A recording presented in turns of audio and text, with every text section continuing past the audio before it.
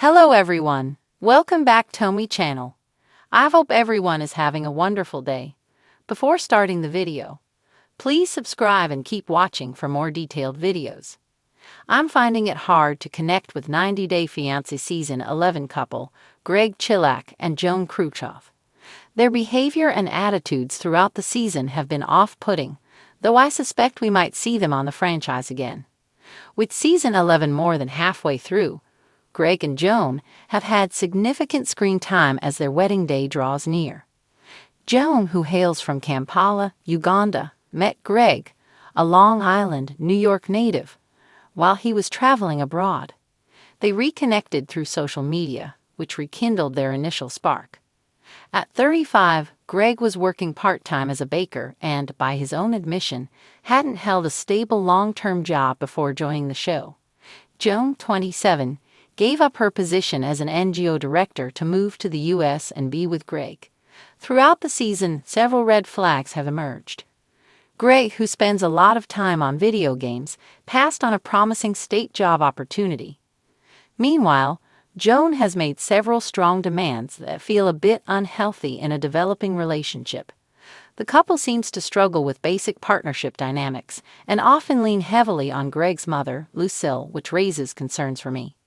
Greg still lives in his mother's home, and before Joan arrived, Lucille handled everything from household chores to emotional support. Once Joan moved in, she too started depending on Lucille. While Greg dreams of owning a house someday, his goals seem disconnected from his current reality.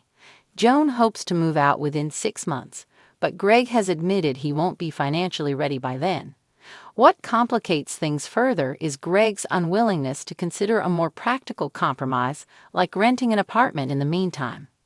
As it stands, it looks like Greg and Joan will continue to rely on Lucille for support while sorting out their plans.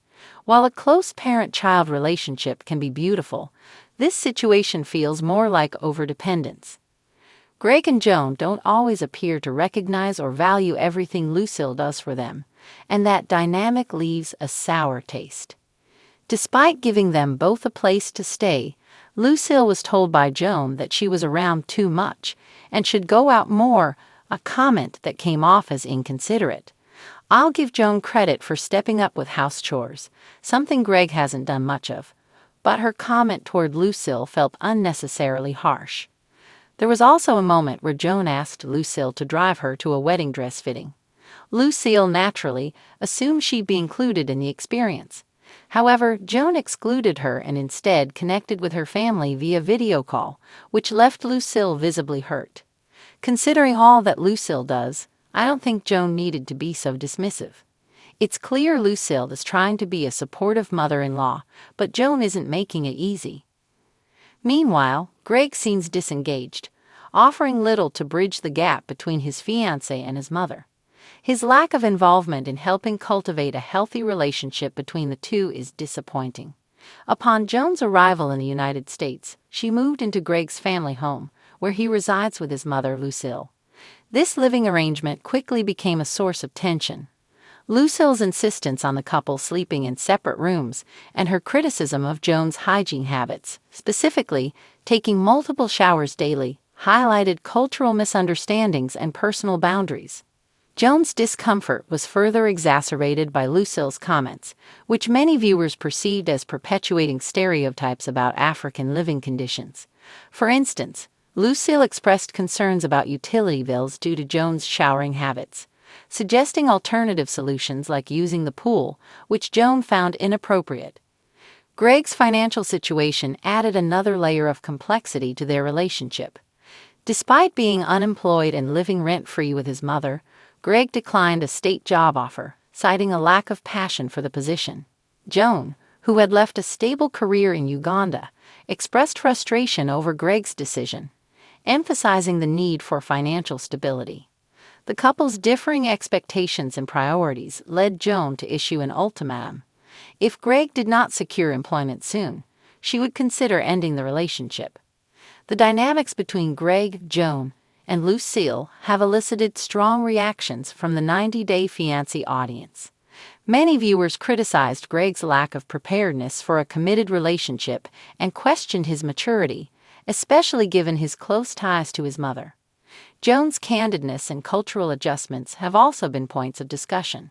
Some fans sympathized with her challenges, while others felt she was disrespectful to Lucille by suggesting she should leave the house. Joan's situation certainly stirs up conversation, which tends to increase a couple's chances of returning to the franchise. I personally don't think their story is compelling enough for a full arc on Happily Ever After.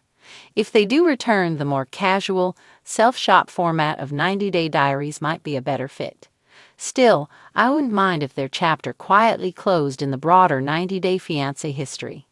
Given the controversies and viewer feedback, it's uncertain whether Greg and Joan will be featured in future seasons or spin-offs of the franchise.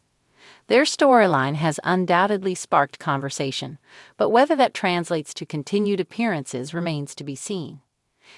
Come back to our channel for all your updates. Thank you for watching. Please subscribe to my channel.